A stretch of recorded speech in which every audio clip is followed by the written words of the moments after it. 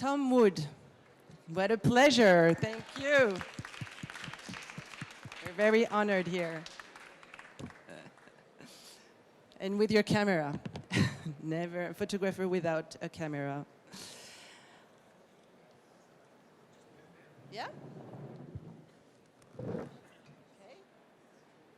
Is that okay for you?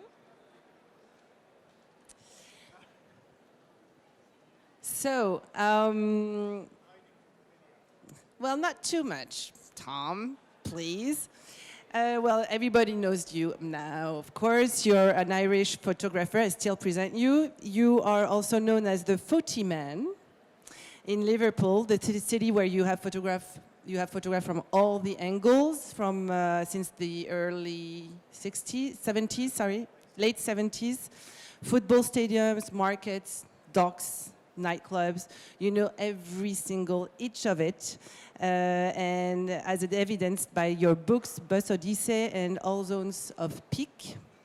For almost 30 years, the street was the setting for your photographic research. For those who have been to Arles, les rencontres d'Arles this year, mother, daughter, and sister, mère, fille, sœur, as the title was in French, was one of the not-to-be-missed exhibition. It brings together your photographs took on the streets, but also part of your personal collection of anonymous images of postcards. Because before becoming a photographer, you were actually a collector, right? Or you didn't know? I'm just going to ask you.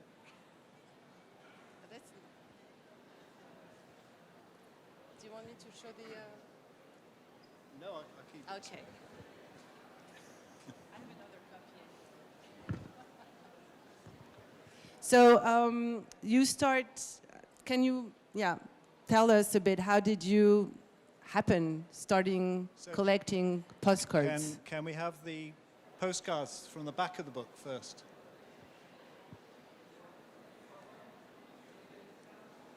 So...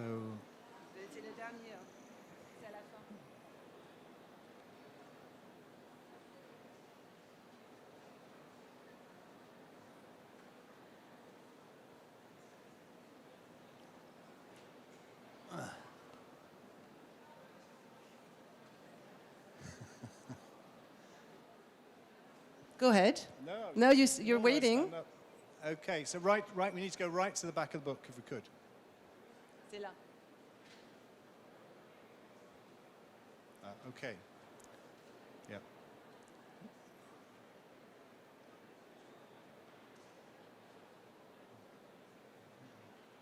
No. Where all the postcards are. Sorry about this.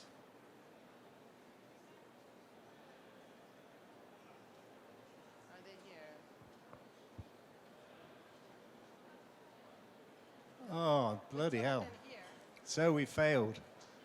So I was going to start with all the postcards. God. So I have a guy who helps me. I haven't had anyone to help me for a long time, called Ricky, and I asked him to send the PDF of the book. And so it's here, but without the postcards. Amazing. So when I was a kid, when I was still at school, I used to get off the bus and there was a charity shop. And I used to go in the charity shops, and you go through them. And I was about 16 or 17, and it used to be a lot of house clearances. You know, people would die and they'd clear the house. And no one, in those days, the family albums weren't valued and the postcards weren't valued. So there'd be piles of family albums, and I'd buy these just for maybe 1 or 2 pictures. But there was piles of postcards as well, which would be like, this high, all the way around. And they were a penny each. And I would go through the postcards looking for special pictures. And that's how I learned about photography.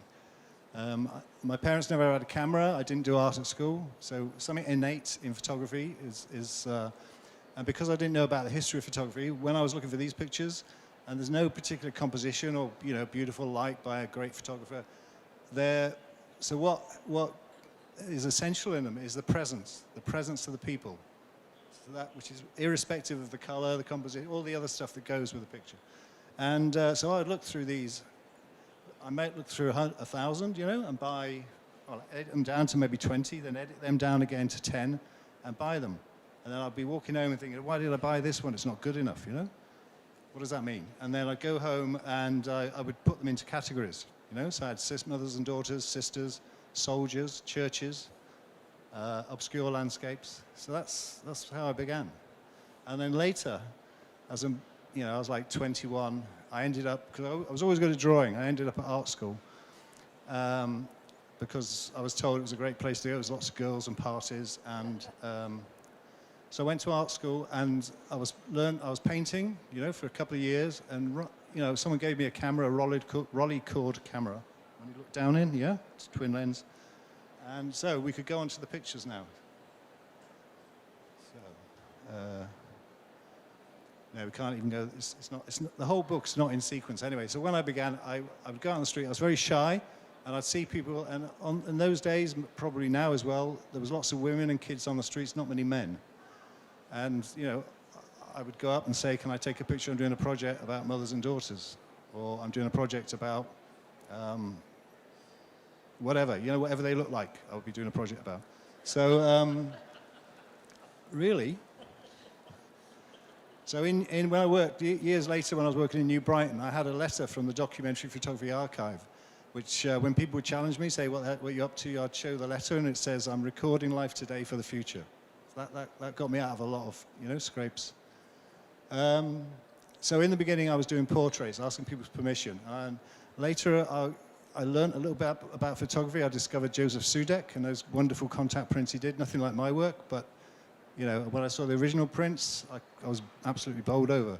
So I started using a Linhof, you know, a large format camera, and asking people's permission. I had a tripod, but I'd see all this other stuff happening around me, you know, fleeting things, and I think, wow, what's that, you know?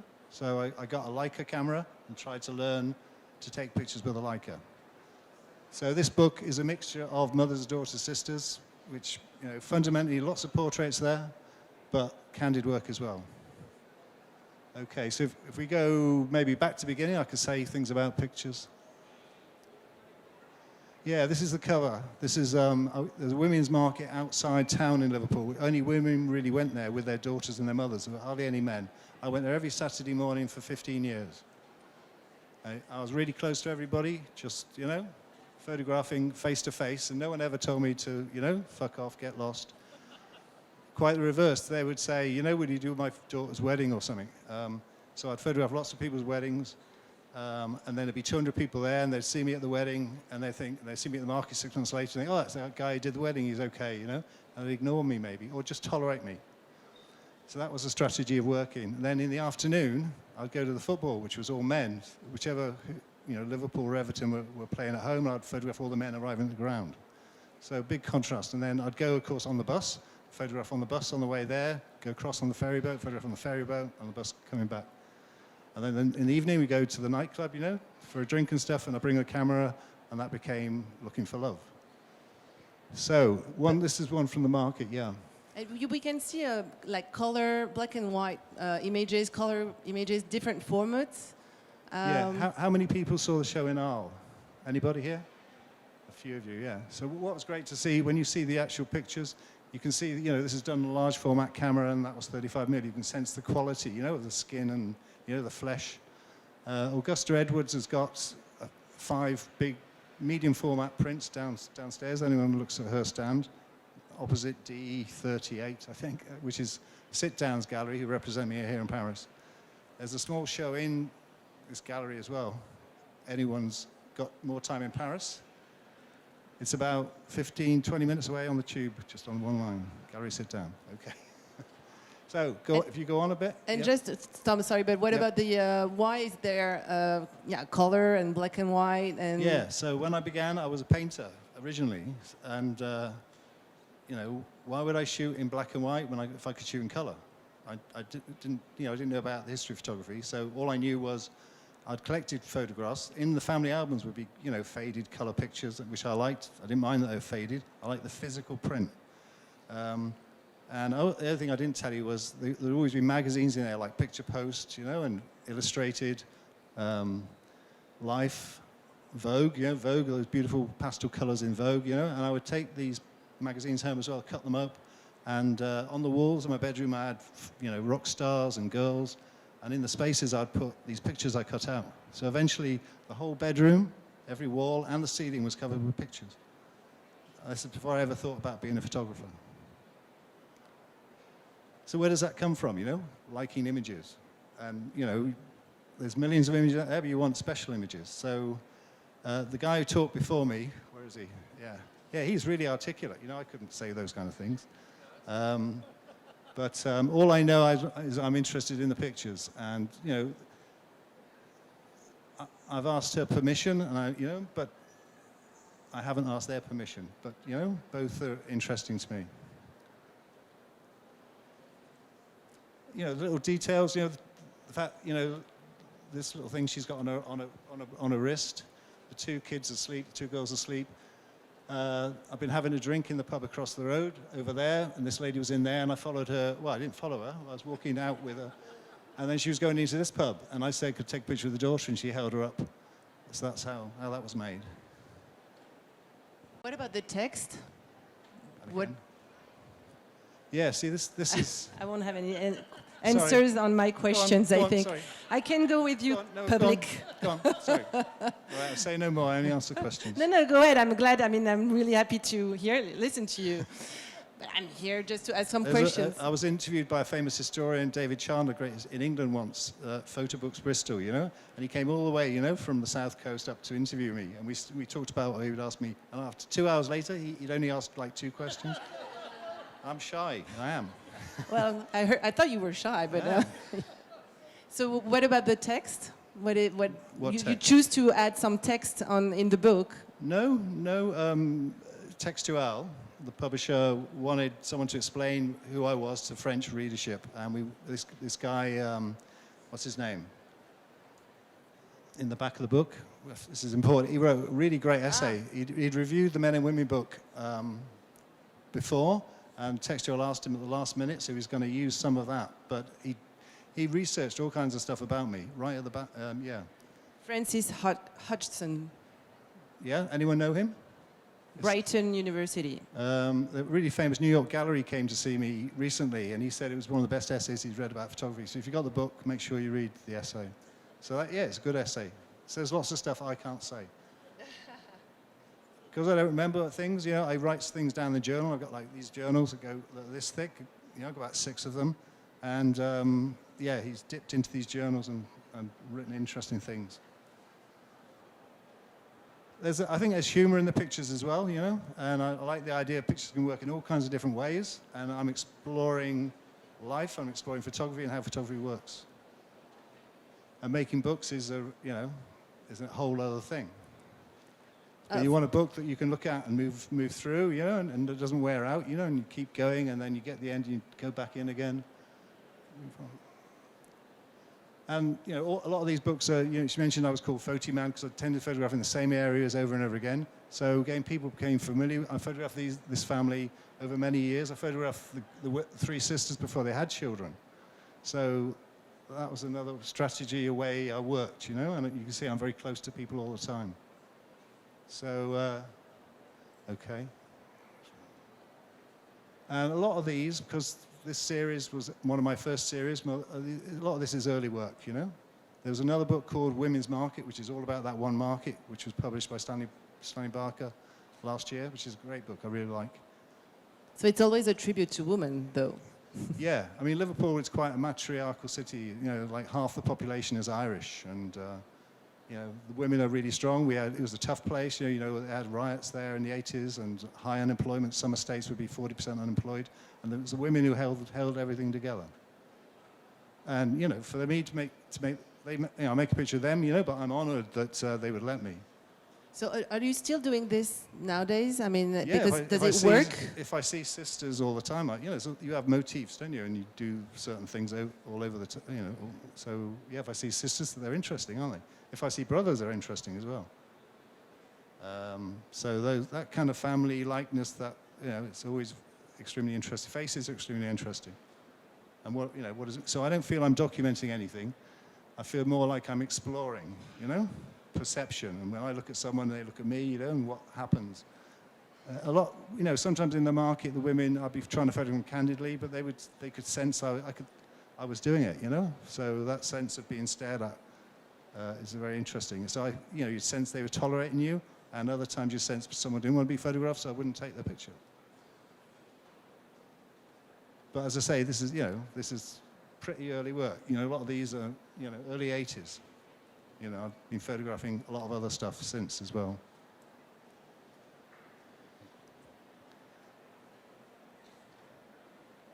Yeah, little details. There was a little kind of nipple bit at the bottom of there I always wanted to keep in. It's actually in Augusta's place, and they've cropped it. It's just a tiny little thing.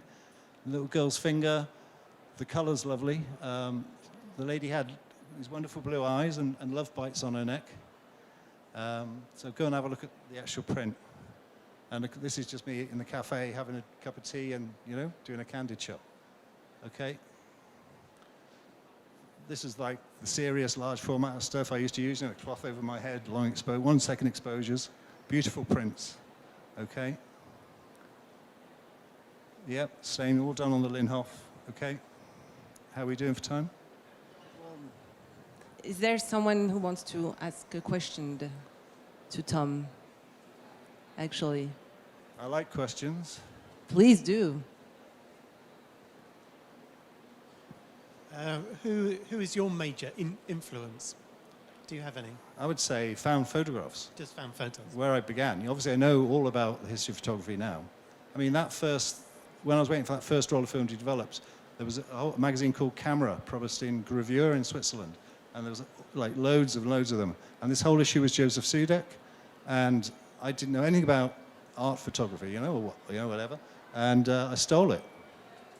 And I framed some of those pictures in 1973, and they're still on my wall now, just reproduction. So, yeah, I like Sudek.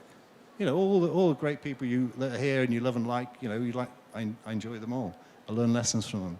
But I learned a lot of lessons from Sudek. What about Ken Grant? Ken Grant was one of my students for 2 years, yeah. Anyone knows Ken Grant? And he works in the same area, you know, but I was there first, years before him. Any more questions? Is one here? I know you're currently shooting as well, and this work is from the 80s, like you said, a lot of it. Have you noticed a difference before and after cell phones in street photography? And do you mind shooting people with cell phones in their hands? Because I feel like everyone has one now at all times. Yes, important question. You all want to go, I'm sure. But you know, when I used to photograph going across on the ferry boat, there were no phones around in those days. And if you just missed the boat, people stood in the waiting room or sitting down. I was doing a cigarette, or whatever, and they go into a kind of reverie, a kind of dream state. And anyone who's seen the Termini book, which Gwyn Ziegel did, there's lots of those kind of pictures. So now if you're looking down, you can't see the people, you can't see what's happening, and it's a different look on the face, so I don't tend to photograph that. But there's still, you know, there's still so much you can photograph. You know, and a lot of them were done, you know, I photograph all the time, so a lot of these were done, if you go back one. So, you know, this is a nightclub I used to go to. I was married for 10 years before I had any kids, so, you know, I'd be out socializing, but I'd have the, you know, the 6.7 Plaubauer Makina camera with me and a flash, you know, and so I'd be socializing, but I would take pictures as well. Okay. Is that okay? Okay, last question. Did you ever document your own family, take photographs Oh, of come on. Of course. course? So that'll be another 3 books probably. But you know, my wife went back to work after we had children, so I looked after the kids and she went to work. So I photographed kids a lot, and they're both, you know, really nice lads, you know, normal lads. But I shot video every day, so I've got an incredible archive of video, which I've tried. You know, I actually studied film when I was doing fine art, and so I really wanted to make films. I thought photography was dead easy, you know, you get a great picture just like that. But of course, it's much more complex than that. But I've always been interested in film, independent film, you know, underground film, all that kind of stuff. So a lot of the family work is in video. But, you know, even, yeah, obviously, when I'm here, in many ways, I'd rather be photographing the people here than looking at the work. If you understand that. Okay, thanks very much. Thank you, Tom Wund. Thanks a lot. Thank you.